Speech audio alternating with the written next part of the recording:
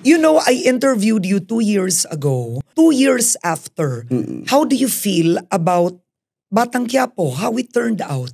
Honestly, na-surprise ako kasi hindi ko inaasahan na malalagpasan ng Batang Quiapo ang probinsyano. Kasi 7 years marami akong mga show na tinangkilik ng mga tao, na nagustuhan ng mga tao.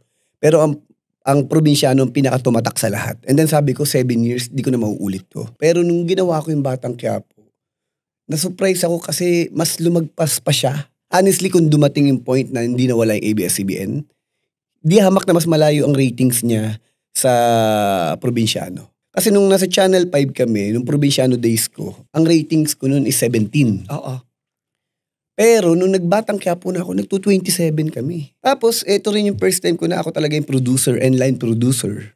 Kumbaga, as a general, ako talaga lahat gumagawa. Kumbaga, sabi ko nga, lahat ng natutunan ko sa probinsyano, na i-adapt ko dito, na ilalagay ko dito, lahat ng mga pagkakamali ko na aayos ko. Tapos, syempre, ang feeling ko kasi, ang strength ko is pagkukwento, yung storytelling Kaya sabi ko, nasasalamin ko talaga yung buhay ng mga Pilipino. Pero, ang limitation ko sa Batang Quiapo is the location. Ang title is Batang Quiapo. Hindi katulad ang probinsyano, halos naikot namin yung buong Pilipinas.